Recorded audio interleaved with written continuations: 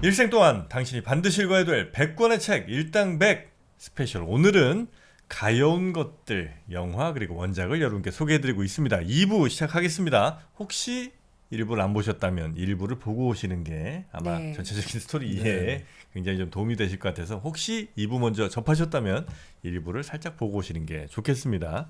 자, 저희는 영화 가여운 것들, 영화를 저는 이제 너무 재밌게 봤고요. 네. 지선 씨는 아주 머리 아프게 보셨고요.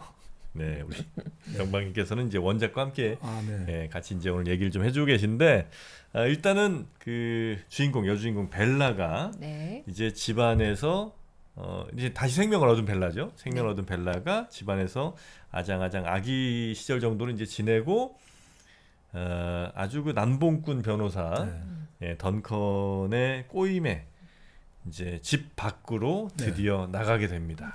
그렇죠. 집 밖으로 나가게 된 벨라의 기상천외한 일들이 이제 벌어진 이때부터 이제 화면은 전체적으로 칼라로 바뀝니다. 칼라로 바뀌고 그리고 칼라감이 너무 예쁩니다, 진짜. 맞아요. 뭐 하늘색, 뭐 건물 모든 것들이 전부 다 이게 CG인가 싶을 정도로 너무 예쁘더라고요. 네. 근데 이 나올 때도 아주 그 벨라가 보여주는 게 아주 능동적이고 주체적인 모습이잖아요. 아, 그랬나요? 그러니까 절대 안 된다. 너하고 약혼해놓고 왜 그 세계 여행 가느냐? 저 바람둥이 변호사. 그러니까 반대하니까 나중에 어떻게 합니까? 마취. 그 클로로폼으로 마취를 시키고 나간단 말이죠. 그 약혼자를. 네. 근데 결국 그게 소설에 보면 이런 대목이 나와요. 왜 그렇게 저 웨더본 같은 바람둥이 변호사하고 가려고 하느냐? 그런 이야기하죠. 웨더번은 나에게 과거를 만들어 줄 것이다. 나는 과거 가진 사람이 너무 좋다 이거죠. 나 지금 과거를 모르는데 웨더번하고 이렇게 돌아다니면 이게 과거가 될 거 아니냐 이거죠. 그래서 웨더번하고 난 가야 된다 이거죠. 그리고 벨라는 어쨌든 굉장히 이제 짧은 저 성장기만 거쳤기 때문에 뭐 경험이 많거나 뭐 이런 사람, 그러니까 과거가 많이 있는 사람이 훨씬 자기에겐 더 적합하다고 생각했을 수도 있겠군요. 그리고 이제 내는 계속해서 이제 발전을 하고 있지 않습니까? 짧은 시간이라도 발전을 하고 있고 그렇게 하니까 이제 더 이제 좀 더 뭐라고 할까? 이제 나의 삶에 내가 스스로 자기 주도적으로 경영하겠다. 이렇게 이제 그게 나타나는 거 아닌가. 그래서 그런 이야기 나와요. 여기 벡스터가 걱정을 하거든요. 그래도 보냈지만 이거 얼마나 저 남봉꾼하게 걸려가지고 나중에 어떻게 될까 하니까 바로 약혼자로 나오는 맥캔들리스가 이렇게 위로를 해줘요. 아니 이렇게 나를 클로로폼으로 마취까지 시키고 갈 정도인데 제가 저렇게 호락호락 당하겠냐고. 걱정할 거 뭐 있냐. 걱정할 하나도 없다고. 오히려 나중에 웨더번이 매달릴지 모르지. 나중에 이제 진짜 그렇게 되는 거죠. 정말 그렇죠. 영화에서 아마 그 아빠, 그러니까 그 고두인 박사도 약간 좀 누워 있지 않았어요? 근데 마지막에 그러니까 술 마시고 그냥 뻗은 걸로 저는 이해를 했는데. 그러니까 고두인 같은 경우는 그 아까 우리 일부도 말씀드렸습니다만 이제 그 외모도 아주 프랑켄슈타인을 연상시키고 여러 가지 소화 장기랄까 여러 가지 참 온몸이 만신창이지 않습니까? 근데 이제 그렇게 볼 수도 있겠네요. 좀 생각이 난 건데. 그리고 왜 그렇게 이제 설정을 했느냐? 어떻게 보면 기독교에서는 인간은 육체를 타고났기 때문에 죄를 갖고 있는 거거든요. 원죄라는 건 우리가 육체를 가지고 있는 게 원죄를 갖고 있는 거거든요. 그래서 오히려 기독교식으로는 죽음이라는 게 나쁜 게 전혀 아니거든요. 그 육체에서 해방되어 가지고 저 어디로 갑니까? 하나님의 같은 우리가 이제 이 육체란 감옥에서 해방되어 간다는 거거든요. 그러니까 오히려 지금 우리가 육체를 가지고 있다는 것들, 현실에 살아가는 인간이라는 것들은 다 죄인이라는 걸 강조하기 위해서 어떻게 보면 더 추한 모습을 만들 수도 있고 또 진화론적 관점에서 따져봐도 그런 육체 속에서 갈수록 인간은 살아갈수록 죽음에 가까워질수록 진화가 되어가지고 정신적 존재가 되는 게 더 중요하다는 거죠. 그렇게 본다면 뭐 여러 가지 끊임없이 박사가 어떻게 보면 영화에서 다른 남자들이 보여주는 육체적 욕망에서 어떻게 보면 좀 벗어나 있는 거지 않습니까? 그런 것들을 하고도 좀 비슷한 거 아닌가. 저는 또 그 박사 고두인 박사 그 맥스 그 사람을 또 종교적인 해석입니다. 또 저는 신과 성경책으로 또 치환을 합니다. 네. 네. 네. 그러니까 거두인은 뭐 누가 봐도 신인 거고 신. 어우. 창조주니까. 네. 반면 이제 맥스라는 사람은 이제 바른 말 많이 하잖아요. 늘 그렇죠. 예, 저 누구야 거두인한테도 뭐 이래서 됩니까? 저러면 안 되는 거 아닙니까? 이제 이런 뻔한 이 정해진 그렇죠. 그런 얘기들 도덕적인 네. 얘기만 하는 사람이고 심지어는 이 벨라랑 뭔가 할 수 있는 상황에도 안 하고 이제 네. 참잖아요. 그렇죠. 네. 그게 딱 그 성경책 같은 그런 느낌. 대신 이제 이 집을 떠나면서, 그러니까 신을 떠나면서 성경책 따위는 그냥 저 구석에 박아놓고, 그리고 이제 자신의 길을 가는 신을 떠나는 인간, 마치 근대에서 그러니까 중세에서 근대로 넘어간 인간, 예. 뭐 그런 인간을 좀 보여주는 아유, 맞습니다. 그런 장면. 그 바로 벨라가 떠날 때 보여준 여러 가지 모습이라든지 그리고 작품에서 그렇게 나오거든요. 백스터가 벨라는 절대 거짓말을 하지 않는다는 거예요. 그렇죠. 거짓말하지 않고 이 사람은 진짜 인간이다 이거죠. 왜 그러냐 이런 이야기를 해요. 한 번도 작아본 적이 없다 이거죠. 태어날 때부터 어른이잖아요. 네. 아, 왜냐면 우리가 어릴 때 작잖아요. 그러니까 엄마 아버지가 거인으로 느껴지거든요. 왜 어릴 때 동화에 거인이 많이 나오느냐. 그리고 거인이 한 번씩 오느냐. 그게 아버지거든요. 아버지가 일하러 왔다가 돌아오면 그게 어린아이의 시각에서는 거인이 갑자기 들어와가지고 엄마를 뺏어가는 거예요. 공포스럽거든요. 그래서 공포스럽게 되면 어떻습니까? 항상 눈치를 봐야 되잖아요. 그래서 눈치를 봐게 되고 거짓말을 하게 되는데 벨라는 의식을 자각하면서부터 거대하잖아요. 그래서 항상 저는 영화를 보면서 이 여주인공이 키가 크기도 하겠습니다. 진짜 키가 거대하게 느껴지거든요. 밑에서 잡아서 그런지 항상 영화에서 당당해요. 네네네네. 그리고 좀 외람됩니다만 그 여러 가지 그 성적인 장면에서도 네네네. 항상 위에 있단 말이죠. 그러네. 그러니까. 아, 그러네요. 네. 아, 밑에 안 있었어. 밑에 있는 본것 같은데. 밑에도 있었나? 그거는 이제 제가 보기 그러니까 아, 직업적으로 아. 할 땐 있었겠습니다. 직업적인 거 말고 네. 약간 처음인가는 약간 좀 밑에 있었나? 저도 확실한 네. 기억이 네, 안 하여튼 나요. 뭐 근데 네. 인상적인 장면을 보면 항상 위에서 아이, 주도적으로. 그것도 능동적으로 하죠. 그러니까 왜 그러냐 이거죠. 자기 몸을 징그럽다고 느끼거나 자신이 욕망하는 바를 두려워하도록 배운 적이 없다는 거예요. 무슨 말이냐면 자가가면서부터 이미 한 달에 한 번씩 그걸 하기 때문에 그걸 안 하고 있다가 갑자기 하면 내 몸이 왜 이렇지? 그때 보통 사람들이 내가 병이 들었나 교육을 안 받으면 내 몸이 징그럽다 이렇게 되는데 그런 생각이 없는 거죠. 네네. 처음부터 당연히 자연스러운 것들.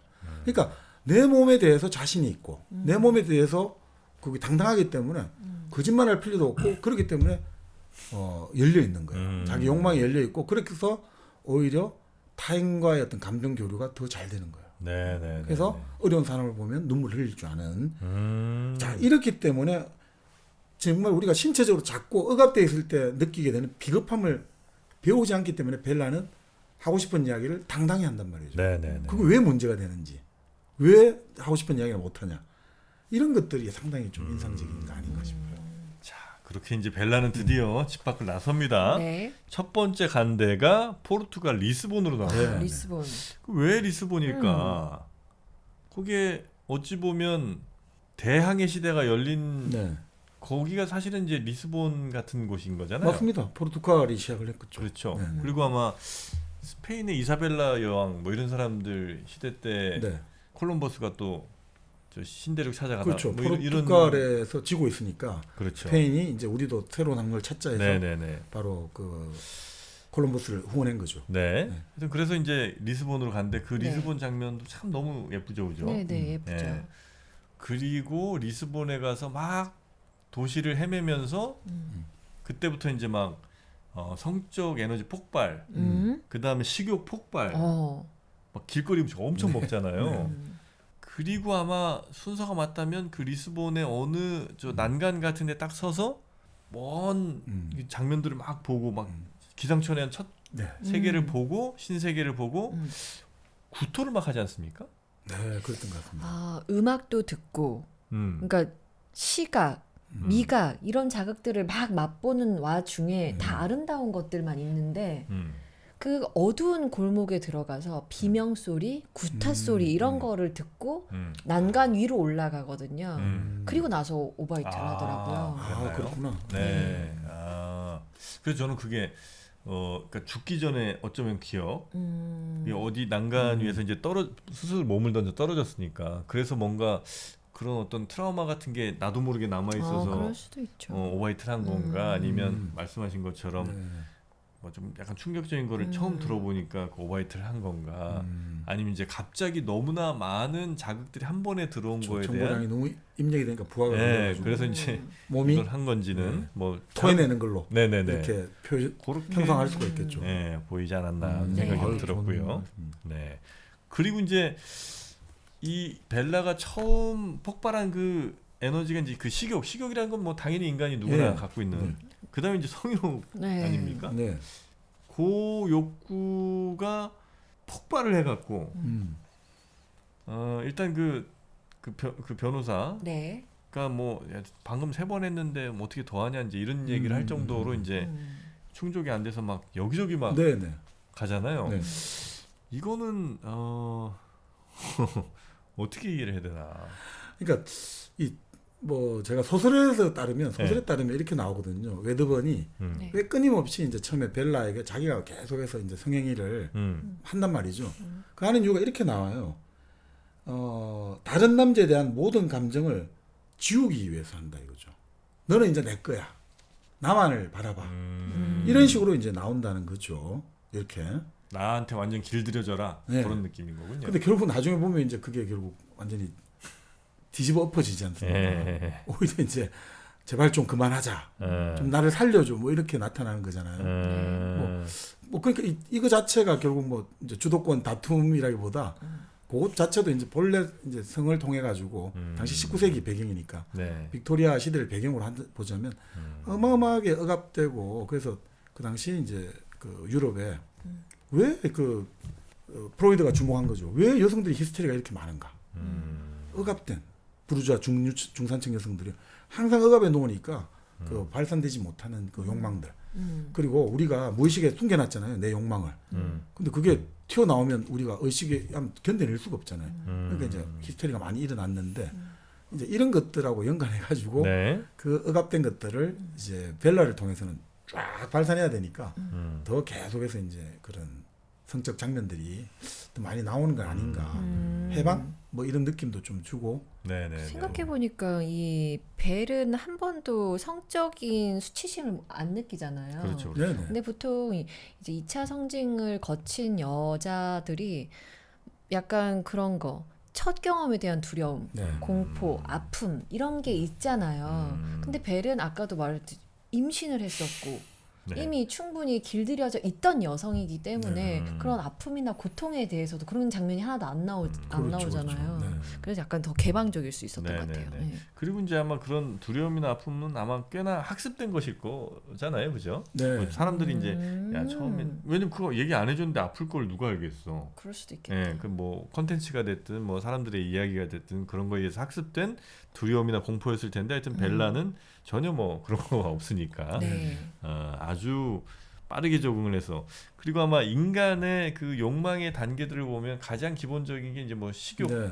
뭐 성욕, 네. 그 다음이 이제 뭔가 뭐 지적인 호기심이라든지 뭐 인정받기 위한 맞습니다. 욕망 이런 것들이 이제 단계별로 있을 텐데 1단계는 이제 채운 거죠, 그죠? 네, 네. 예.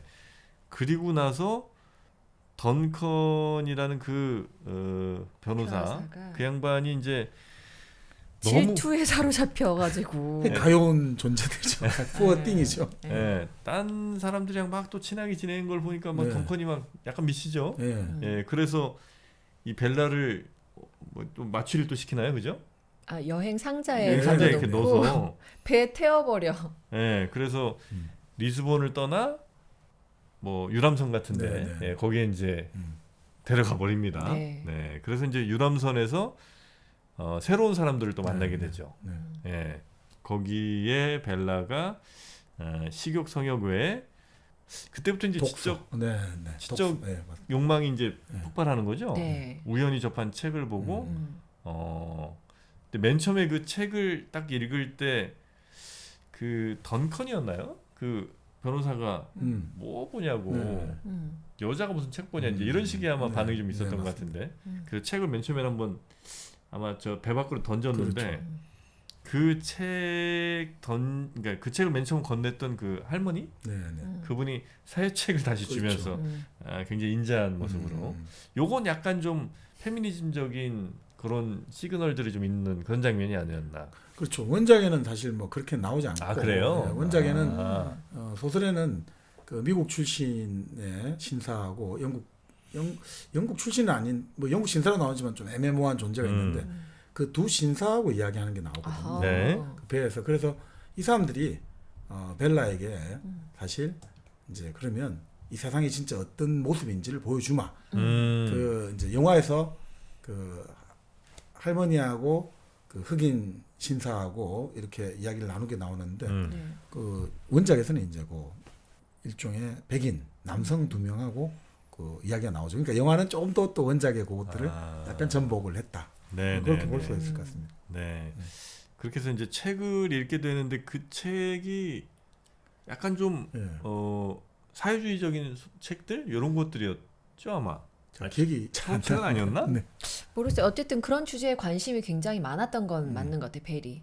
그래서 그런 대화를 나누기도 하고 네. 책은 무슨 책인지 정확히는 기억이 안 나네요. 저는. 그래서 나중에 이제 벨라가 네. 그 친구로 삼게 되는 그 여성도 사회주의자라고 자기를 네, 네, 표현하지 네. 않습니까? 네. 그 사실 그렇습니다. 이 책에 보면 이 그 당시에 그때 이 프랑켄슈타인을 썼던 메리 셸리가 그 집안이 네. 그 아나키즘이랄까 그리고 그런 것들이 그 위에 연결돼 가지고 그 19세기 그 20세기에 영국의 페이비언 협회라는 게 만들어지거든요.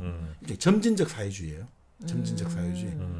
그런 것들하고 다 연결되어 있는 거죠. 그러니까 사회주의적인 그 사상에 상당히 우호적이었던 그 당시의 분위기들 이런 것들이 같이 깔려 있는 것 같습니다. 네. 네, 네, 네. 그리고 이제 그 던컨 같이 여행을 떠난 던컨이 이제 그때부터 벨라한테 완전히 이제 그 성적인 주도권을 뺏겨버리게 되고 네. 그 벨라의 결정에 의해서 하든가 말든가 이렇게 이제 되는 거고 네. 그 다음에 이제 그 던컨은 그때부터 카지노에 이제 네. 손을 대기 시작하죠. 네. 그래서 이제 갖고 온 돈을 거의 다 날릴 뻔하다가 큰 돈을 한번 이제 네. 벌게 되는데 그 네. 사이에 이제 네. 중요한 일이 벌어집니다. 네. 뭐죠? 일단 벨라가 책을 읽기 시작하면서 좀 지적으로 이렇게 뭐 이렇게 지적으로 책으로 쌓은 지식은 늘었지만 정말 밖의 사회는 어떤지 정말 관심도 그렇습니다. 없고 몰랐는데 네. 책 영화에 나오는 그 흑인 네. 흑인 배우가 한번 정말 어떤 세상이 있는지 보고 싶어 하면서 데리고 나가잖아요. 네. 거기에서 배가 잠깐 기항한 네. 배가 잠깐 쉰 그곳이 아마 알렉산드리아? 그렇죠. 근데 그거 상당히 환상적으로 나오죠. 그 우리 흔히 네네. 말하는 그 뭐죠? 줄에다가 매달아 가지고 쭉 그 케이블카 같이 타고 네. 곤돌 이렇게 쭉 와가지고 거기 내려가지고 뭐 차를 마시고 그다음에 이제 뭡니까 끊어진 절벽 보면 밑에 사람들이 완전 비참한 모습들 네. 이런 게 나오죠. 그 위상차가 엄청나게 높게 네, 그래서 나오죠. 높고 낮고. 네. 네. 그래서 아주 낮은 데 있는 사람들을 이제 발견하게 되죠. 네. 네. 그래서 그 사람들이 아주 처참한 현실을 직접 눈으로 목도를 하고 도와주러 막 내려가려고 했는데 가는 길이 끊어져 있습니다. 네. 가는 길이 끊어져 있어서 막 돕고 싶은 마음은 있으나 어떻게 할 방법이 없는 그런 상황. 그러니까 서로 커뮤니케이션이 단절된 상황들을 상징하는 것 같습니다. 음. 그러니까 아무리 위쪽과 아래쪽은 아예 끊어져 있다. 양극화가 돼버려 갖고 네. 아예 다 단절돼 있고 완전히 서로 다른 세상을 지금 살고 있다. 이런 느낌들을 아주 극적으로 좀 환상적으로 묘사한 것 같습니다. 그 어렸을 때 이제 유아기적 벨라는 음. 시체를 막 엄청 아, 잔인하게 막 칼로 찌르고 아. 마음대로 하고 그래서 저는 아 성악설이 맞나 보다 그랬는데 갑자기 어른이 되고 배를 타고 갑자기 그 빈민가를 보고 엄청 울잖아요. 도와줘야 된다고 막 외치고 약간 너무 다르더라고요. 그래서 책은 그래서 성악설이 맞을 수도 있습니다. 그렇게 했는데 네. 책을 읽고 사람들하고 감정을 교류하면서 그렇게 선해지게 되니까 성악설이 맞을 수도 있죠. 그럴 수도 있습니다. 네네네. 그래서 너무 그 불쌍한 아이들을 돕겠다면서 다시 배에 탄 벨라가 그 변호사 누구야? 덩컨이 딴 엄청난 돈을 다 네. 챙긴 다음에 배 밖으로 가지고 나가죠.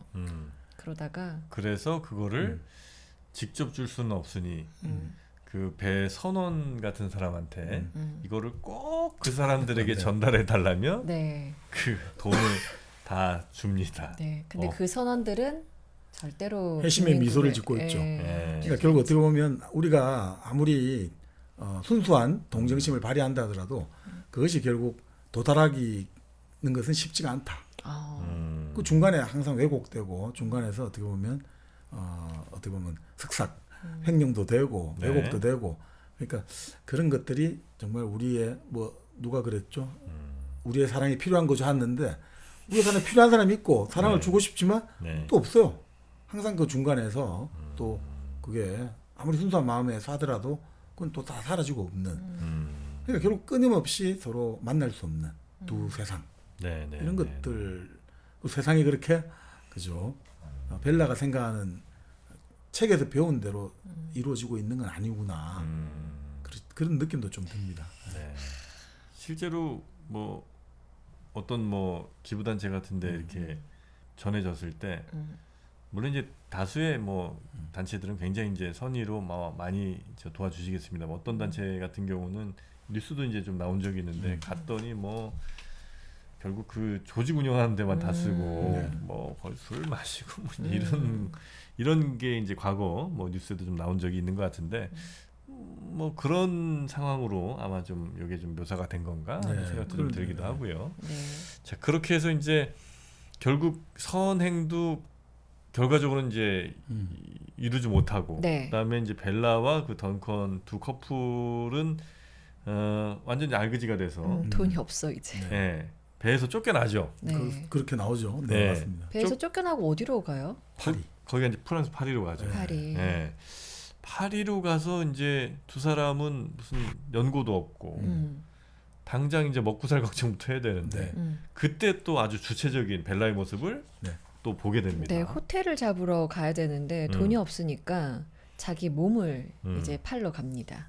맨 처음에는 그 뭐죠 이렇게 고도인이 저 몰래 챙겨준 비상금으로 아니 예. 아니에요. 아 그게 뒤인가? 네, 맨 네. 처음에 네. 이제 배도 고프고 하니까 저기 뭐 호텔에 먼저 가는데 마담 같은 아주머니가 일해라고 해서 한 번 아맨 처음에 한 그냥 번. 바로 일을 하는군요. 네, 바로 일을 하고 네. 30프랑을 받고 나와서 네. 그걸로 맛있는 걸 사서 이제 덩컨에게 주는데 네. 덩컨이 그걸 다 던져버리죠. 몸을 팔았어? 너 몸을 판 거야? 아, 이렇게. 아 그렇죠. 그리고 나서 왜 팔면 안 돼? 라고 얘기를 하면서 이제 약간 싸우고 진짜 몸을 팔러 가죠. 네. 아 그리고 이제 비상금 나중에 꺼내는 비상금은 나중에 그때 꺼내긴 하는데 네. 왜 이거 있으면서 왜 안 줬냐. 네. 그 먼저 팔고 그다음에 비상금 그다음에 몸 아, 팔러 그렇습니까? 네. 아 순서가 저도 이제 살짝 헷갈렸는데 네. 여튼 이제 비상금이 분명히 있다는 거를 벨라가 모르는 게 아닌데 어이, 그럼. 일단 몸부터 한번 팔게 되는 거죠. 네. 여기에서 벨라는 왜 그 일부터 하게 됐는가? 물론 네. 이제 뭐 처음 나한테 제안된 일이 그거니까 뭐 그랬을 수도 있고 어떤 그 몸을 파는 그 직업에 대한 거는 혹시 소설에서 어떻게 좀 묘사가 됩니까? 소설에서는 이렇게 나옵니다. 몸 팔기 전이긴 한데 네. 벨라가 편지는 계속 보내는 걸로 나오거든요. 누구한테요? 누구에게요? 그 백스터. 아 네. 거두인. 예. 근데 그렇게 보면서 그 편지도 계속 발전하는 걸로 나와요. 갈수록 이제 이게 문장의 형태가 만들어지는 거예요. 이제. 그러면서 백스터가 그렇게 나오죠. 너무너무 기쁜 거예요. 왜 기쁘냐? 내가 창조한 입장에서 내가 만든 피조물이 독립적으로 살고 느끼고 행동하는 모습을 보는 게 너무너무 멋진 일이에요. 어, 그러니까 이게 결국은 신이 인간에게 자유의지를 준 것하고 네. 같은 맥락인데 내가 만든 피조물이 그냥 내가 시킨 대로 사는 게 아니라 독립적으로 느끼고 행동한다, 생각하고 이게 너무 멋진 일이다. 네. 이렇게 이제 보는 거죠. 네. 그래서 뭐 책에서는 크게 그거 자체에 대해서 의미를 두진 않군요. 크게 의미를 부여하진 않습니다. 벨라도 그냥 들어갈 때 아, 남자랑 자는데 돈 줘준다고? 이러면서 즐겁게 들어갔다 나오죠. 근데 너무 그 장면에서 난 너무 싫었어. 왜? 그 첫 남자가 몸이 진짜 다 전라가 다 나오잖아요. 네. 아, 네네. 근데 첫 남자의 그 몸이 너무 끔찍했어. 끔찍? 네, 너무 보기 싫었어요. 아름답게 표현되지 않은 몸들. 네, 특히 그 벨라가 처음 이제 몸을 팔게 됐을 네, 때 네. 만났던 그 남자의 앙상한 몸과 네. 털과 네. 그 다음에 그 행위 자체가 너무 약간 좀 더럽다고 해야 되나 그런 감정까지도 저는 느껴지더라고요. 하여튼 최대한 예쁘지 않게 묘사한 건 맞는 것 네, 같아. 맞아, 그죠. 너무 네. 싫더라고. 아 그렇다. 응. 일단은 그 인류 최초의 직업이 아마도 네. 인류 최초까지는 아니지 않을까요? 매춘일 가능성이 그거- 매우 높죠. 가장 첫 번째 이제 잉여가 발생하면서 결국 몸을 가지고 그 뭔가 서비스를 제공하고 그걸 받아낼 수 있다. 그러니까 가장 최초의 직업군 중에 하나를 쓰는 왕하고 어떻게 보면 흔히 말하는 프로스티튜트 이게 가장 최초의 직업이라고 볼 수 있죠. 왕하고 프로스티튜트. 그러니까 이제 보노보 치펜지 같은 경우도 주고 하잖아요. 네. 그러니까 아직 인류도 아닌 친구들도 음. 그러니까 유인원이라고 네. 할 만한 친구들도 이미 거의 직업 비슷하게 이렇게 생겨난 거니까 사실 그 어떤 직업보다도 가장 먼저 있는 직업일 수밖에 없는 것 같은데. 그러면 그런 의미를 감독이 일부러 담았을까요? 그 책에도 이렇게 나오나요? 책은 제가 지금 정확히 기억은 안 나는데 그게 그렇게 뭐 심오한 건 심오한 아니었고 그런 식으로는 안 예, 나와요. 저만 그렇게 느낀 것 같습니다. 아니 그러니까 예. 뭐 그 자체가 결국 아까 지금 제가 보기에는 그냥 독립적으로 살고 느끼고 행동한다. 이것의 의미로서 이제 어떻게 보면 그리고 19세기 당시를 생각해 보면 할 수 있는 일이 예, 나중에 이 편지 부분에 나옵니다만 음. 자 그 이제 여성이 내가 지금 아주 기부인이지만 아무것도 아니야. 나 지금 아무것도 없는 것 같고 남편이라는 사람은 하녀를 임신시켰어. 이럴 때 내가 어떻게 해야 되지? 그 남편은 나에게 한 번도 같이 밤을 보내자고 말도 안 해. 그럼 나는 어떻게 살아야 되지? 그냥 인형처럼 이렇게 살아야 되나? 그 와중에 남편이 나하고는 밤을 안 보내면서 하녀하고는 해가지고 임신까지 시켰네. 이럴 때 내가 친정을 갔단 말이죠. 그 친정에 아주 친정 아버지가 돈이 많지만 너 큰일 날 소리 하지 말고 빨리 당장 가. 그리고 혹시나 그 여자가 문제를 피우면 나한테 와. 그럼 내가 돈 다 해결해 줄 테니까 이런 식으로 하니까 더 이상 내가 갈 수가 없다. 그래서 아버지가 야 다시 런던으로 돌아가는 차표 줄게 이러니까 그 차표를 가지고 글래스고로 왔단 말이죠. 그래서 글래스고에 있는 백스 박사를 찾아왔다 이렇게 나오거든요. 네, 근데 네, 그때 그런 이야기를 해요. 지금 남편과 아버지와 아무도 없는 이제 이 중상류층의 여성이 그냥 집을 나온다. 이건 정말 자살행위다. 그 어떻게 해야 되겠냐. 그 책에 그렇게 나오거든요. 상황 설정이. 네. 아무도 없단 말이지. 지금 그러니까 나를 도와줄 남편도 없고 아버지도 없고 어떤 사람도 나를 도와줄 수 없어. 그럴 때 내가 해야 되는 게 뭐지? 그래서 영화의 첫 장면은 그렇게 투신하는 걸로 나오는 거겠죠. 그런데 직업이 없어요. 네네. 여기서 그러니까 그 당시 시대 배경을 보시면 할 게 없단 말이에요. 할 게 없을 때 여인들이 찾아갈 게 뭐 있냐 이거죠. 1950년대 우리나라 영화를 보고 있으면 여성들이 무슨 문제가 생겼잖아요. 할 수 있는 게 딱 두 개예요. 가정부 아니면 술집 나가는 거 두 개밖에 없어요. 가정부 아니면 유흥가, 사창가. 이거 말고 직업이 없어요. 뭐 이혼을 당하거나 뭐 네, 이런 거. 이런 거 없어요. 그렇게 나오죠. 그러니까 그런 것들도 좀 반영될 것 아닌가. 네네네.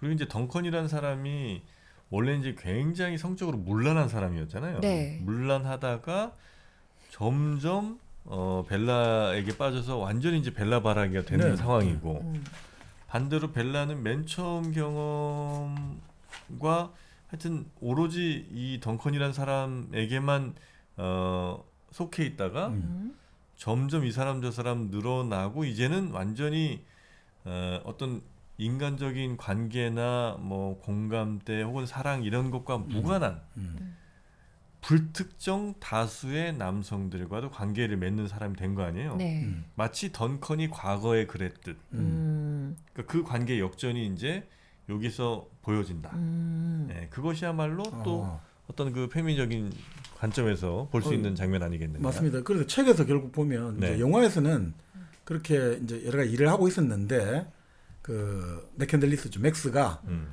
벡스트가 지금 몸이 안 좋고 이제 죽어간다니까 네. 찾아와라 하니까 그 정신병원에 있는 그 바로 웨더번을 찾아가가지고 어디 있냐 이거 알아와가지고 그 이제 사창가를 찾아온 걸로 나오잖아요. 네. 근데 책에서는 그렇게 안 나오고 이제 지금 이제 말씀하신 거 비슷한 맥락인데 음. 자 사창가 일을 하고 있는데 어느 날 이제 건강검진이 왔단 말이죠. 당국에서. 네. 그 누구나 다 해야 되는 의무적 건강검진을 해야 돼요. 네. 근데 벨라가 거부를 하거든요. 음. 내가 왜 이걸 해야 되냐 이거죠. 아니 사람이 왜 내가 내 자유의사가 아닌데 내 다리를 벌리고 수치스럽게 내가 전혀 보지도 못한 사람에게 내 알몸을 노출시키고 다리를 벌려갖고 그 길을 검사기구를 가지고 내 거를 뭐 쑥 넣어가지고 포와가지고 균이 있는지 없는지 보겠다. 내가 왜 거기 동의해야 되느냐. 난 못한다고 하거든요. 책에는 그런 점이 예, 있어요. 그래서 난리가 나거든요. 그래서 그 벨라를 음. 어떻든 좋게 말해주고 해줬던 그 일종의 뭐라고 할까 마담이 한 번씩 이런 일이 일어나가지고 나는 돈 다 날린다. 너가 지금 이렇게 난리를 쳤기 때문에 나는 또 그 이제 공무원 의사에게 또 수습한다고 돈을 줘야 되고. 그러니까 아무것도 없다 나는. 그리고 그래서 벨라가 아니 나는 그러니까 더 이상 이런 식으로 나 의사 검진을 거부하니까 그동안에 내가 번 돈 좀 있을 거 아니냐. 돈을 좀 주십시오. 내가 그래도 영국에 갈 기차표나 백값은 좀 나오지 않을까 하니까 돈이 없다는 거예요. 다 없다. 뭐 그런 식으로 나오거든요. 아, 그래요. 그러니까 아주 자발적으로 이렇게 한 거예요. 내가 진짜 말씀대로 이 일을 내가 한번 도대체 세상이라는 것들 과거를 만들고 싶었잖아요. 웨더번이 유혹에 응한 이유 과거를 만들고 싶었다. 네네. 그러면 나는 과거를 많이 만들어야 되잖아요. 많은 사람들 지금 만나야 되는 거예요. 지금. 네네네. 그렇게 해서 나는 이 일을 해야 된다. 지금 말씀하신 거는 추하다고 이제 보통 영화에서 보면 그렇게 좀 보이죠. 근데 그러니까 이 세상에는 왕자 공주만 있는 게 아니라 정말 그 흔히 말하는 인간의 원적 욕망이 드러나는 거기서는 추한 사람, 장애 입은 사람 또 아들을 데리고 와가지고 아들에게 성교육을 시켜야 되니까 아빠하고 하는 걸 봐. 그 아들들이 열심히 보고 있는 것도 있고 또 이제 뭐 보면 좀 이상한 사람들도 나오잖아요. 뭔가 뭔가 플레이 더 롤 역할을 해가지고 뭐 별의별 사람들을 다 이제 접하면서 이 세상이란 거겠죠. 책에도 그렇게 나오고 영화에도 나오고 똑같이 나와요? 그게 비슷했던 것 같습니다. 네네. 그러면은 여성이랑 하는 것도 나와요, 책에? 책에는 이제 이렇게 나오는 것 같습니다. 그 여성에 대해서 어떤 그 이제 편지에 나오는 부분인데 스위스 로잔이었나 그쪽 스위스에서 교육을 받는 게 나와요. 스위스 수녀원에 들어가가지고. 벨라가? 예. 그래요? 예, 그런 교육받는 장면이 나오는데 거기서 어떤 여성하고 이제 동성애를 경험해본 적도 있다 그래요? 이런 식으로 네네. 나오죠. 영화에서는 이제 매춘 일을 하면서 알게 된 친구, 사회주의자 친구 있잖아요. 네네네. 흑인 여성이랑 네. 이제 나중에 같이 약간 야한 아. 그런 행동을 또 네네네네네. 하기도 하거든요. 그렇죠. 아마 그 포주라고 하죠. 그 사람이 네네. 모든 걸 다 경험해봐야 된다. 뭐 이런 얘기를 아마 네네. 대사로 아마 했었던 것 같은데 그러니까 세상을 알기에 가장 좋은 장소가 또 역시 이곳인 것 같다. 말씀하신 것처럼 뭐 정말 부자부터 가난한 사람 또 아주 이상한 사람 뭐 이런 성향을 성직자도 가진- 나오잖아요. 성직자. 맞아, 예. 성직자도 나와요.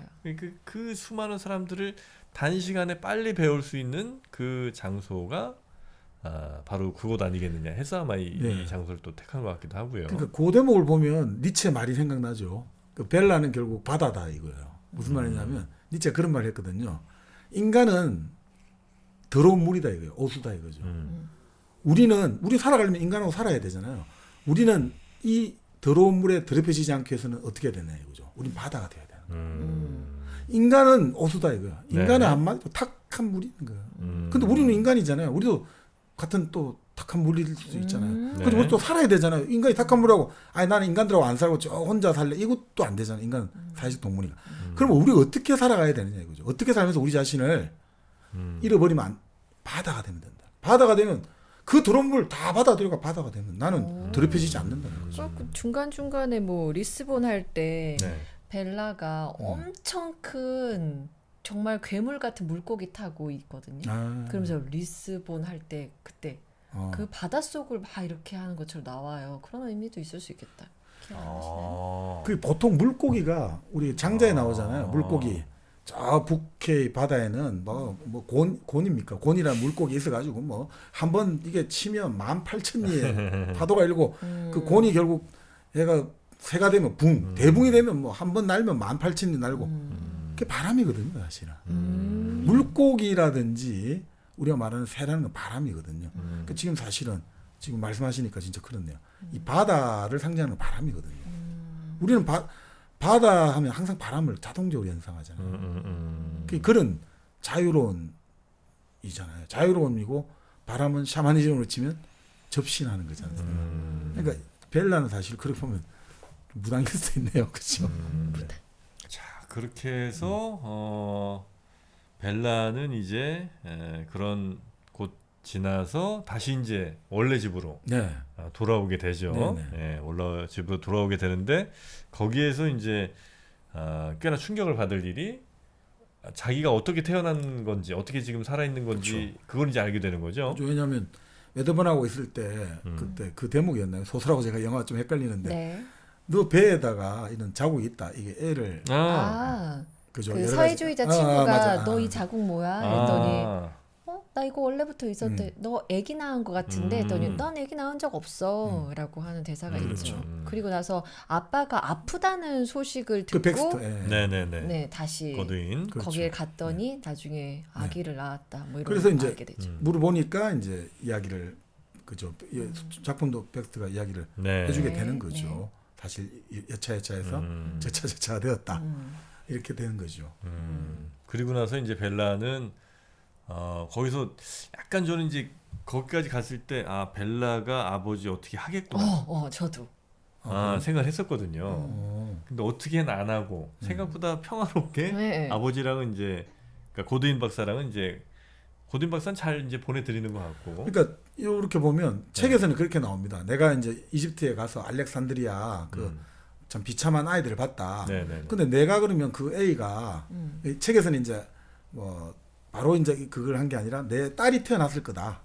그 딸이 입양되었을 것이다. 이렇게 이제 전제를 하거든요. 그래서 그 알렉산드리아 그 애가 내 딸일지도 모른다. 그러니까 뭐 내 딸일 수도 있고 또 많은 이 세상에 고통받는 사람이 너무 많으니까 일단 알렉산드리아에 가서 입양을 하자 이렇게 나와요. 네. 아버지한테 네. 예, 벡스한테 이제 막 쪼르는 거죠. 그래서 약자가 고통받는 현실을 바꾸자라고 막 제안을 해요. 네네네. 이제 그러니까 아니 벡스터 당신은 지금 돈도 많고 아버지한테 물려받은 유산도 많고 또 얼마나 좋은 의료기수 있나 지금 나를 살린 만큼 그러니까 이 약자가 고통받는 현실을 바꾸자라고 제안하니까 뭐 이집트 가자 이러니까 벡스터가 그런 이야기 하죠. 이집트 갈 필요 없고 멀리 갈 필요 없다. 그냥 우리 동네만 돌아봐도 된다. 우리 동네만 해도 얼마나 많은 불황아들이 그러니까 정말 아픈 사람들이 많고 불쌍한 사람이 많은지 모른다.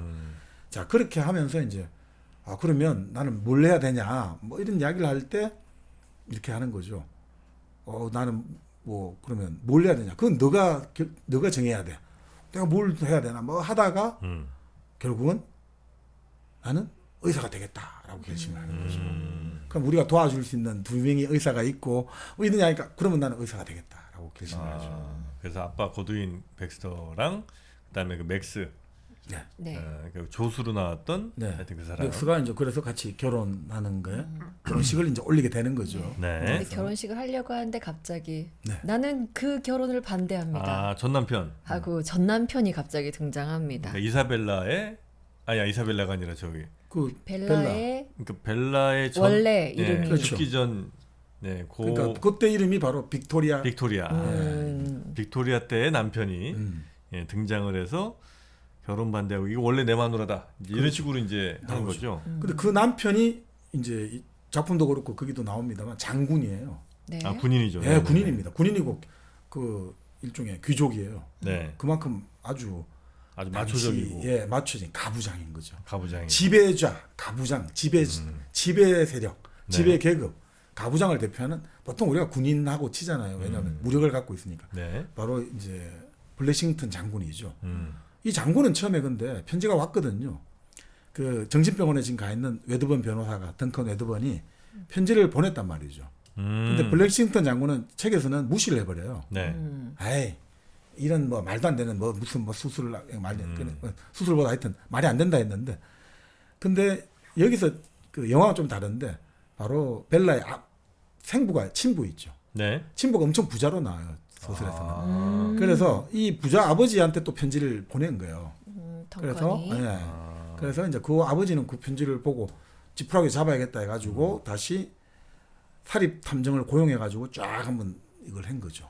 그러니까 여차여차해서 이렇게 됐다라는 걸 알고 이제 그러면 사위잖아요. 사위하고 데리고 이 결혼식장에 탁 도착하게 된 거죠.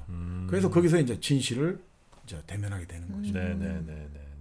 작품에서는 그렇고 근데 비슷합니다. 여기서. 네네네. 뭐 그렇게 해서 이제 전 남편이 등장해서 벨라를 다시 데려가서 다시 이제 뭐 데리고 살려고 하는 거죠. 그렇죠. 벨라가 응하죠 또.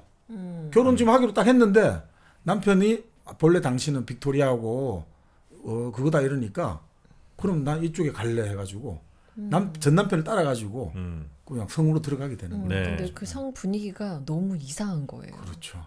그 장군은 맨날 뭐만 했다면 총 꺼내고. 그렇죠. 하인들을 막 위협하고 네, 그 빅토리아가 왜 자살했는지 알겠더라고요. 그런 식으로 나오죠.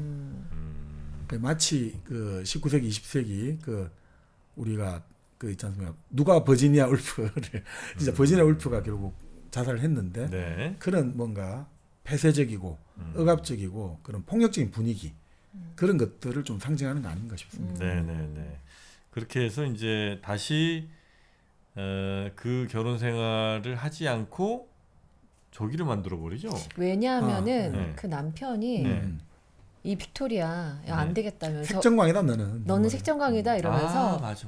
갑자기 무슨 의사를 불러서 그러니까. 음핵을 자르라고 했나? 예, 음액 절제 수술하려고. 아. 그러니까 이제 마취를 시키려고 딱 그죠. 이 뭘 마시라고 하는 겁니까? 네, 그죠? 약간 약을, 강제적으로. 그렇죠. 마시려고. 그래서 이제 수술을 하기 직전에 휙 빅토리아 그러니까 벨라가 그 자기 마취시키려고 했던 거를 끼얹고 견제가지고. 오히려 기절시킨 다음에 원래 집으로 데리고 그렇죠. 오죠. 그때 이제 아빠는 죽기 직전까지 이렇게 좀 아픈 상태였고 네. 텍스를 다 아버지로 이제 보시구나 그죠? 자연스럽게 다 아버지로 예, 생각하시고. 예, 예. 백스는 이제 죽기 직전이고 네. 그래서 저는 당연히 이 지금 전 남편의 뇌를 몸에. 꺼내서 아. 아빠 그러니까 백스턴의 뇌를 넣을 줄 알았어요. 당연히 그럴 줄 알았어요. 네네. 그럴 맞아요. 그럴 수도 그런데 있죠. 그렇게 안 하고 염소랑 바꿔버려요. 그죠. 요게 이제 어쩌면 스포면 스포일 수 있는데. 마지막 스포죠. 예, 전 남편의 몸을 몸에다가 그렇지 몸에다가 염소의 뇌를. 염소의 뇌를 이식을 해버린 네네. 거죠. 네. 근데 이제 우리가 또 보면 신화에서 보면 염소가 상징하는 게 예, 좀 악마 뭐 이런 거 아니에요? 악마도 있고 색정 맞아.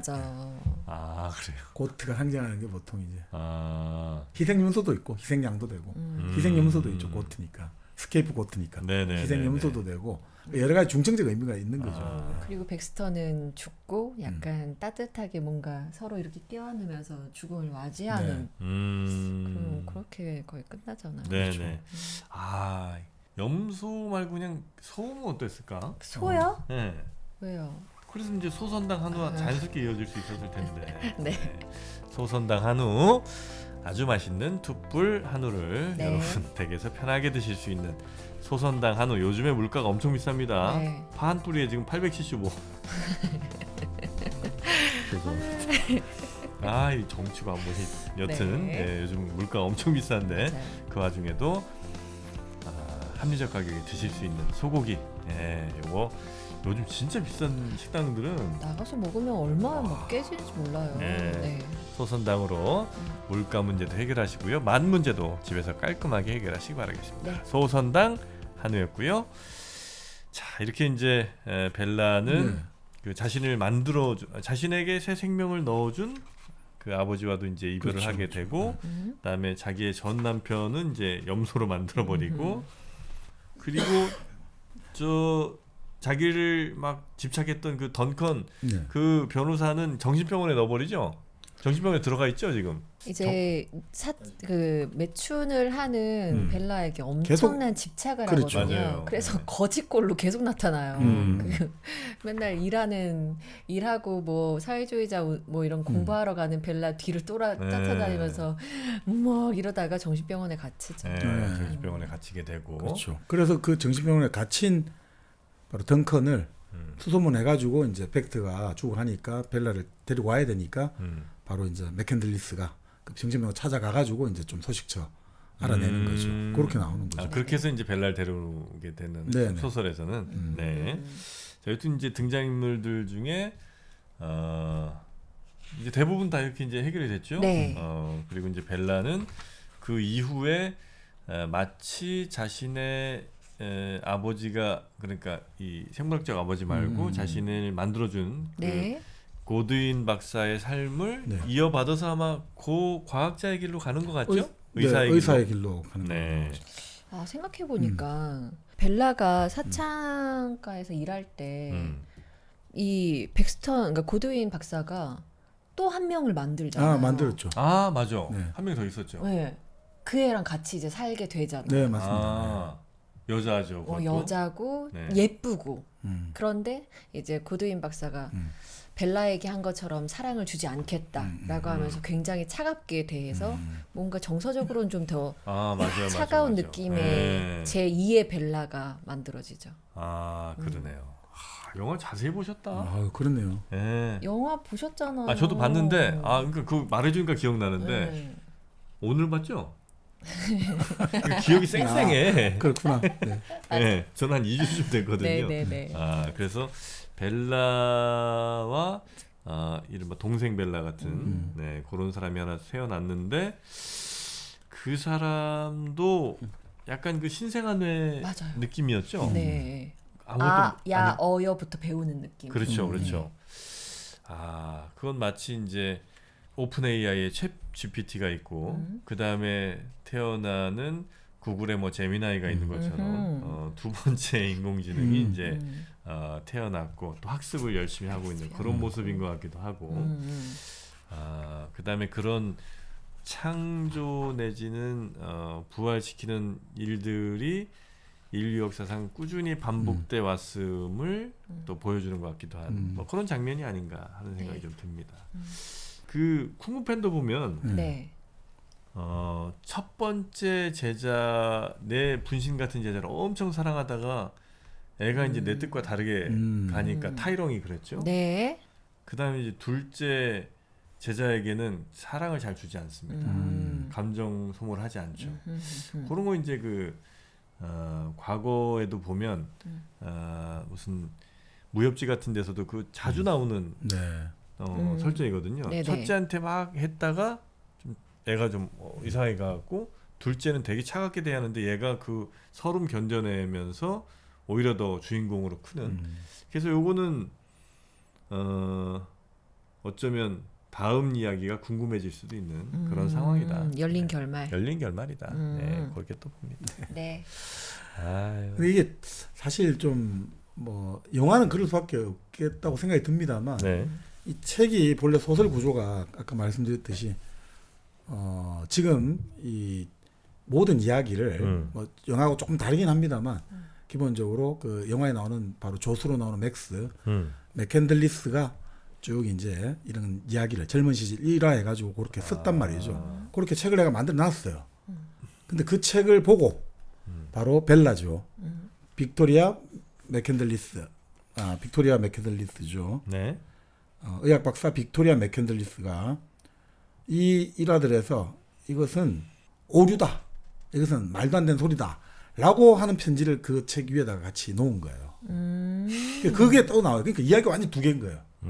지금 말한 이야기가 영화는 단데 네. 책은 지금 말한 이야기에 대해서 말도 안 되는 소리다라고 하는 식으로 이야기가 또 나와요. 어허. 그 뒤로 또 다른 얘기 있어요. 네. 그래서 이 두 이야기 중에 당신은 무엇을 선택할 것이오를 묻고 있어요, 사실. 그럼 그 뒤에 얘기는 뭐예요?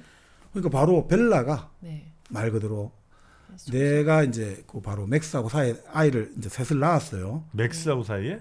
그 결혼하잖아요.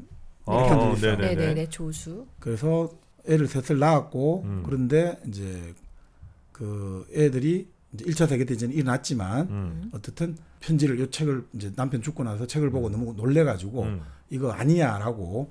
근데 지금 바로 읽지는 말고 1974년에 이 편지를 개봉해라. 이 책과 편지를 개봉해라. 1974년? 살아있을 우리 후손이. 네. 근데 이제 1974년에 이 책에 따르면 아무도 안 살아있어요. 결국은 바로 이제 벨라의 아들 3명도 다 전쟁 와중 해가지고 다 죽는 걸로 나오기 때문에 그래서 이 이제 책에 설정을 해야 되는 거예요. 그래서 이 책과 편지와 모든 게 개봉되지 않는? 개봉되지 않은 상태에서 이제 법적으로 아무런 이제 상속인이 없으니까 네네네. 그래서 버려졌다가 우연히 어떻게 알게 됐다 이런 식으로 설정하거든요. 음. 그 두 번째 이야기는 또 완전히 달라요. 벨라가 이렇게 이야기하는 거죠. 사랑하는 손주 혹은 정손주에게. 그러니까 1974년이면 뭐 나는 이제 뭐 없을 없을 거고. 것이고 이렇게 나와요. 벨라는 태어난 해가 1854년에 태어나가지고 네. 1946년에 사망하는 걸로 이렇게 나와요. 음. 그러니까 거의 그것도 90 넘게 산 거죠. 네네. 예. 그렇게 하면서 이야기를 하는 거죠. 아니 이 남편이 음. 너무나 엉뚱한데 돈을 쏟아부었다. 이런 이상한 책을 만든다고 돈을 부었는데 절대 이거는 사실이 아니다. 지금 이 너희 할아버지가 이 뭐 나에 관해서 우리 집 젊을 때 일어났던 일을 썼는데 이거는 말도 안 되는 소리다라고 이제 전제하는 거죠. 왜 이런 얘기를? 그러니까 왜 이런 얘기를 썼지 하면서 이제 이야기를 전개를 하는 거죠. 예. 본래 나는 맨체스터에 아주 진짜 빈민가에 태어났다. 아. 그렇게 설정을 해요. 설정이 아니지 그렇게 편지에 적어 놓는 거예요. 네. 네. 이제 빈민가에 태어났는데 동생들하고 엄마 아버지 살았는데 항상 어렵게 살았단다. 그리고 엄마는 몸집도 작고 항상 일만 했단다. 그런데 아버지 같은 경우가 분명히 뭔가 돈을 좀 벌고 잘 사는 것 같은데 우리에게는 항상 이제 돈을 안 풀었다 이거죠. 그 와중에 어느 날 보니까 아버지가 너무나 멋있는 옷을 입고 시장을 하길래 자기가 한마디 했다 이거죠. 아빠 꼭 양귀비 꽃 같아요. 이렇게 말을 했거든요. 아버지가 격분해갖고 딸을 막 엄청나게 두드려 패가지고 자기가 상처를 입어가지고 그래서 이 머리 뒤쪽에 이렇게 봉합선이 났단다. 꺼내고 해가지고. 근데 그거를 무슨 뭐 뇌를 수술했느니 이렇게 너희 할아버지는 썼구나. 절대 그런 거 아니란다. 이렇게 해가지고 내 두개골 전체가 이렇게 쭉 이렇게 표시가 된 거란다. 이제 이런 이야기를 하는 거죠. 네. 자 그러면서 이제 이렇게 일을 하다가 어느 날 이제 내가 특허를 얻고 해가지고 이제 좋은 집에 들어가자 된 거예요. 그러니까 자기가 볼 때 좋은 집에 들어갔는데 그리고 집에 들어가서 엄마는 할 게 없잖아요. 그래서 엄마는 술을 마시다가 알코올 중독되어 가지고 빨리 죽게 되고 네.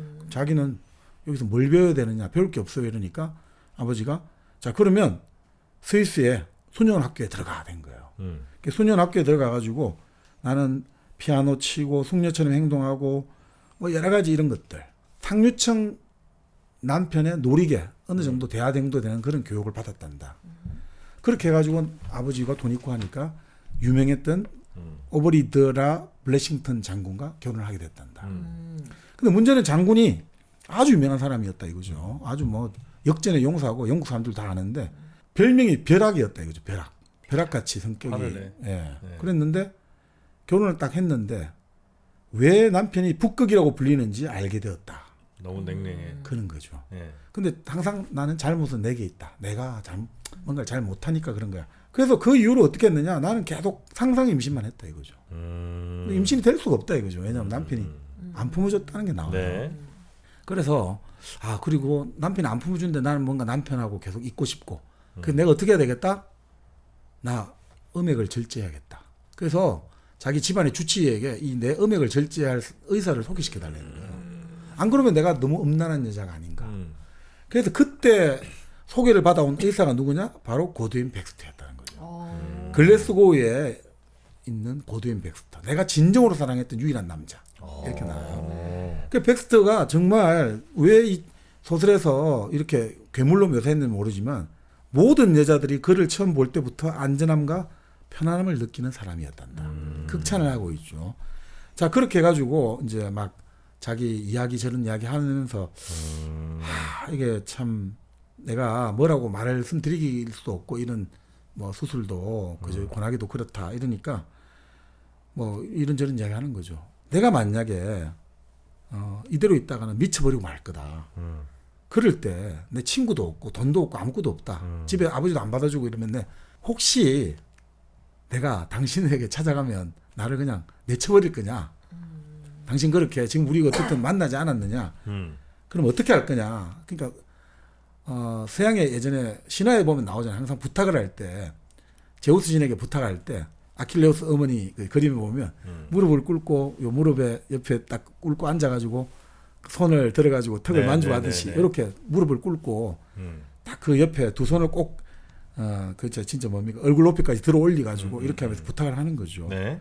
몇 년 후 어느 날 아무런 연고도 없고 아무것도 없는 여자가 그래도 당신의 한마디 나한테 해줬던 그 여자가 스코틀랜드의 당신 집을 찾아가서 피난처를 요청한다면 당신 그녀를 외면할 거예요. 외면할 수는 없겠죠. 그렇지만 제발 안 오면 좋겠다. 이 이야기를 딱 했단 말이죠. 하여튼 알겠다. 주소는 안 가르쳐도 된다. 내가 의사 임명록 보고 주소는 찾아갈 수 있다. 이렇게 해서 헤어졌다 이거죠. 자, 그 다음에 어떻게 됐느냐.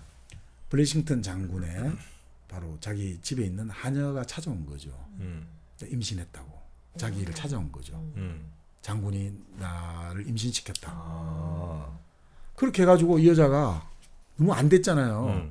그래서 막 돈을 주려고 하는데 그때 장군이 와가지고 미친 거 아니냐고 왜 이런 내 애를 임신했는지 안 했는지 모르는 여자한테 왜 돈을 주냐고 막 난리를 쳤다 이거죠. 그래서 막 그냥 쫓아내니까 자기가 너무너무 이게 놀라고 충격적이고 화도 나고 또 너무나 슬프고 해가지고 그 여자가 바깥에 길거리 있잖아요. 그러니까 막 돈을 던져준 거예요. 있는 돈을 막 던져주고 그리고 나중에는 막 뭐 물건들 있잖아요. 막 던지다 보니까 사람들 몰려들고 하니까 그 보석도 던지고 나중에 막 자기 있는 물건을 다 이제 던져주니까 블랙싱턴 장군이 와서 이거 미쳤다 된 거예요. 미치니까 빨리 강에 가두고 나서 이제 정신병원 보내겠다 되겠죠. 네. 수술시키고 정신병원 보낼 거야. 네. 자, 그러니까 자기 하인들이 얼마나 친하게 지냈겠어요. 그래서 자기를 풀어준 거죠. 풀어주니까 자기가 이제 아버지가 있다고 했잖아요. 아버지한테 찾아간 거죠. 아버지, 지금 이래요.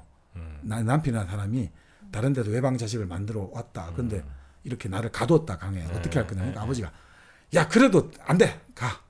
남편한테 다시. 너는 한 번 결혼했으면 똑같아요. 너는 그 집안의 귀신이 돼야 돼. 자, 돈 줄 테니까 빨리 그 기차표 줄 테니까 빨리 가. 돈 더 많이 주면 안 되잖아. 넌 또 이 돈 가지고 딴 짓 할지 모르니까. 그래서 그 돈을 그 차표를 바꿔 가지고 글래스고로 벡스트로 왔다 이거죠. 그래서 내가 벡스트 집에 와가지고 거기서 이제 벡스트가 나를 이제 하나의 오누이식으로 사람들이 이상하게 생각하니까 오누이를 했고 사실 벡스트의 엄마가 누구냐면 그 이제 간호를 도와줬던 이제 간호사가 거의 하녀 취급 받았으니까 네. 그 엄마가 사실 같이 살고 있었던 거예요. 하녀로 거기서 이제 나오는데 그래서 그 엄마하고 이렇게 하면서 자기는 너무나 거기서 많이 배웠다. 그리고 자기는 벡스트를 너무 사랑해가지고 정말 알몸으로 그냥 그 사람 침대에 들어가려고 했다. 근데 벡스트는 절대 안 된다고 했다. 왜 안 되냐? 나는 나쁜 병이 있다. 무슨 병이냐? 우리 아버지가 나에게 물려준 무슨 매독, 선천성 매독 그런 게 있어가지고 언제 발광할지 모른다. 언제 죽을지 모른다. 나는 절대 결혼도 하면 안 되고 뭐 그렇게 해서 그럼 내가 고쳐주겠다 된 거예요. 내가 고쳐주겠다. 그래서 난 의사가 되겠다 된 거예요. 여기서는 주체적이죠. 내가 네. 사랑하는 사람을 위해서.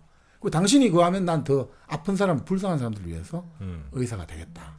그렇게 이제 이야기가 나오죠. 네. 그렇게 해서 이제 있는데 이제 그 집에 있는데 그 바로 맥스가 별로 친하지도 않은데 찾아왔다 이거죠.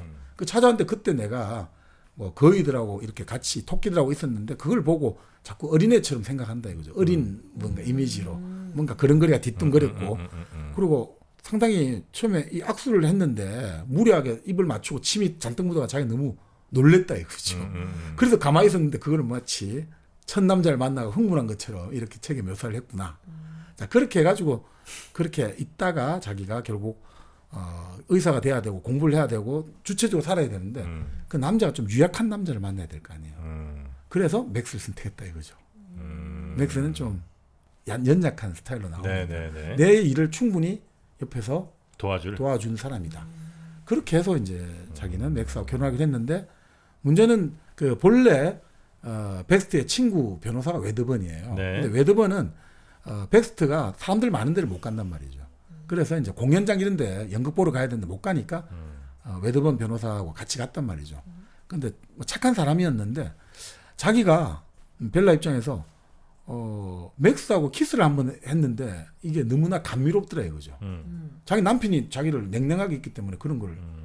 그래서 아니 이 사람이 정말 나에게 너무나 잘 맞는 사람이어서 이게 감미로운 건지 아니면 다른 남자도 다 그런 건지 시험해 보고 싶어서 자기가 웨드번을 유혹한 걸로 나와요. 자기가 웨드번하고 뽀뽀해보면 무슨 느낌일까. 이래서 유혹한 걸로 나오고 웨드번은 엄마밖에 모르는 마마보이였는데 그래서 그러면 우리 같이 해외로 나가자. 그래서 자기가 거기 응했고 그리고 벡스트는 그걸 허용해 줬고 예를 들어 맥스는 난리쳤지만 어떻든 그래서 이제 여행을 하고 이제 돌아왔고 얘기가 하여튼 네. 전혀 다른 톤이지만 하여튼 비슷한 지점들이 몇 네. 군데 같이 있긴 하네요. 네네 그래서 이제 다시 돌아와서 이제 의사로 살았다 이런 거예요. 그렇습니다. 자 그렇게 해서 여행을 했고 네. 그래서 웨더번하고 즐겼고 근데 문제는 웨더번이 이제 그 여러 가지 이제 도박을 하고 이러면서 고객의 돈을 횡령했다 이거죠. 그래서 얘가 정신병자 흉내를 냈다 이거예요. 그래서 정신병에 갇힌 거고 네. 자기는 돌아온 거고 네. 그 돌아왔을 때 이제 실제 이제 벡스트가 상태가 안 좋았고 네. 그런 거였다 이거죠. 그럼 그 요거는 이제 벨라가 쓴 예. 글이고 그 전에 건 누가 쓴 거예요? 그 남편 맥스, 벨라의 남편 맥스. 결혼한 맥스라고 한다면 그 조수로 고두인 박사의 조수로 나온 네. 영화에서는 네. 그 사람이 쓴 글이고 뒤에는 아이고 말도 안 되는 소리다. 이제 원작 얘기입니다, 여러분 이거는. 네. 이제 소설 원작에서는 맥스가 쓴 그 영화와 거의 비슷한 내용의 이야기 한 편이 있고 네. 그다음에 벨라가 쓴 아이고 이거 말도 안 된다 하면서 이거는 이거고 저건 저거다 이렇게 이제 약간 해명 비슷한 혹은 뭐 반대되는 얘기를 쓴 부분이 또 한 파트로 있는 거고. 그렇습니다. 요 두 개 중에 뭘 믿을 거냐는 이제 독자의 선택인데. 네. 아주 흥미롭네요. 소설이. 그러니까 그래서 예. 전혀 뭐 다시 전 남편이 찾아와가지고 뭐가 난리가 나고 그런 건 아니었다 이렇게 나오는 거죠. 근데 왜 그러면 이런 것들을 만들었을까? 예. 그것은 결국 그 맥스가 뭔가 우리에 대한 열등감, 질투 이런 것 때문에 만들지 않았을까? 이 여기서 소설에서의 맥스 바로 맥캔들리스는 일종의 뭐라고 할까? 좀 서출로 나와요. 엄마가 농업 노동자고 아버지가 좀 부유한 농부였는데 엄마를 그냥 임신하고 그냥 거의 사람 취급 안 하고 네. 그냥 버렸 걸로 나와요. 그러니까 그러면 자기 어린 시절이 없는 거나 마찬가지였고 근데 여기는 보면 어떻든 벨라 같은 경우도 부자 아버지가 있었고 스위스에서 학교를 나왔고 벡스트 같은 경우도 뭐 아버지가 귀족이었고 이런 것들에 대한 것들이 묘하게 작용해가지고 당신들의 어린 시절도 나와 마찬가지로 없던 거와 마찬가지였다라는 걸 강조하기 위해서 이런 걸 만드는 거 아닐까. 그러니까 좀 같이 동등하다라는 느낌을 가지려고 만든 거 아닐까. 그래서 자신이 만든 허구가 너무 이제 좀 저게 재미를 스스로 빠져든 거 아닐까. 뭐 이렇게 되는 거죠. 네네. 그래서 자기가 결국 이런 거죠. 사랑이 아니라 그러니까 벨라가 맥스를 좋아한 게 사랑이 아니라 뭔가 호의라고 생각하는 게 견디기 힘들었을 거다 이거죠. 사실 벨라 입장에서는 맥스가 내가 살아가는데 그죠? 이 벡스트의 집과 이런 걸 그거 하면서 내 생활을 하기에는 이 맥스 같은 사람만한 사람이 없다. 맥스 입장에서는 그건 너무나 힘든 일이다 이거죠. 사랑이란 걸로 만들어내고 싶었다. 이런 거 아닐까 이렇게 이야기하면서 그걸 설득력 있게 이런 걸 만드는 거다. 뭐 이런 식으로 하면서 뭐 이 책에 나오는 좀 말도 안 되는 대목들도 막 지적하면서 네. 뭐 아무래도 19세기의 분위기 뭔가 음울하다기보다 병적인 세기가 아니었냐 이거죠. 사람의 욕망을 억누르고 그러면서 우리가 세상의 주인이다. 영국이 세계의 주인이다. 이런 분위기 속에서 이런 병적인 냄새를 풍기는 것들을 만들고 싶지 않았을까 이러면서 자기는 네네. 이렇게 살아왔고 그리고 자기는 신비 이런 게 아니라 우리 인간의 힘으로 여기 사회주의 느낌이 많이 나오는 거죠. 인간의 힘으로 인간의 이성으로 우리는 많은 사람들을 서로 돕고 싸워서 서로가 다 아름다운 세상을 우리 만들어 가졌구나. 네. 뭐 이렇게 하면서 네가 사는 세상이 1970년대 그 세상은 지금보다 더 건전하고 더 행복한 것이 될 거라고 믿는다. 행운을 빈다. 뭐 이렇게 이제 마무리가 돼요. 편지가 됩니다. 그러니까 이거를 이 두 이야기 중에서 무엇을 믿을 것인지 그것은 독자가 알아서 판단하시오. 라고 또 더 뒤에 또 엘러스데이 그레이가 이 편집자 형식으로 들어가 가지고 또 주석을 달아요. 자, 근데 이 책과 그리고 편지와 이걸 자기가 비교해 봤을 때 요거는 이런 대목이 있고 저런 대목이 있고 해가지고 또 거기에 대해서 또 한 바닥 쫙 쓰고 있어요. 그러니까 아주 어떻게 보면 삼중 구조를 갖고 있어요. 그래서 아주 재밌습니다. 이게 과연 뭐로 받아들여야 되지? 그러네요. 삼중 구조를 짜야지. 그래서 영화 속에 있는 배경이랑 풍경 이런 게 다 약간 환상적이고 네네. 그럴 수도 동화적이고 있겠네. 그렇게 그렸나 봐요. 하여튼 굉장히 흥미로운 영화였고 또 책은 네. 진짜 그 형식 자체 굉장히 독특한 네. 형식이고. 그러니까 결국 뭐 네. 어떻게 보면 저기 그 장미 이름처럼 네. 자, 어떤 소리두미에서 보니까 이런 게 있더라. 이건 뭐 비슷한데 그 다음에 구성되는 것들은 그런데 그게 사실은 가짜였다. 그 흑우였다. 네네네. 그냥 하나의 창작이다. 라고 했다가 또 그거에 대해서 자 근데 이거 두 개를 비교해 보니까 요거는 요런 게 있고 저런 게 있고 하면서 마치 실제 있었던 존재하는 것처럼 막 음. 또 편집자 아. 이 작가가 편집자시구나. 네네. 내가 근데 이걸 딱 연구 보니까 주석도 달거든. 이런 없는 책인데 있는 것처럼 하고 이 책을 보니까 쪼쪼쪼 하더라. 뭐 이런 식으로 아주 흥미롭게 구성하고 있어요. 그 부분까지도 그냥 소설의 재미인 거죠. 네, 맞습니다. 네, 네. 자, 가여운 것들 네. 어떻게 한번 더 볼 거예요? 어떻게 할 거예요? 전 책을 보고 싶네요. 아, 책을 보고 네. 싶어요. 네, 아, 저도 책도 책 좀 좋습니다. 탐납니다. 네. 네, 가여운 것들 여러분도 책도 한번 보셔도 재밌을 것 같고요. 혹시 영화 안 보신 분들이 계시면 보셔도 좋고 아니면 네. 영화를 보셨으면 아마 오늘 방송이 또 생각할 부분이 좀 많이 있었던 그런 영화로 기록되지 않을까 하는 생각을 좀 합니다. 그러니까 이게 뭐 영화도 좋고요. 네. 또 영화를 보고 나서 책을 봐도 좋고요. 책을 보고 나서 영화를 봐도 좋고요. 네. 이렇게 해도 좋고 저렇게 해도 좋고 다 좋습니다. 네. 아, 저도 강추하는. 네. 아, 근데 아마 별로 하는 데가 없을 것 같은. 네. 가여운 것들 오늘 오랜만에 영화 한번 또 리뷰를 좀 해드렸고요. 네. 네, 다음에도 흥미로운 영화나 또 콘텐츠 있으면 여러분께 네. 소개를 또 해드리도록 하겠습니다. 자, 오늘은 그럼 여기서 네. 예, 인사드리고 다음 시간에 다시 찾아뵙기를 약속드리면서 저희 또 댓글이나 좋아요 이런 것 좀 많이 좀 써주시면 네. 네, 여러분이랑 또 더 소통하는 그런 일당백이 되도록 하겠습니다. 저희는 다음 시간에 재밌는 책으로 다시 찾아뵙겠습니다. 함께해 주신 여러분 고맙습니다.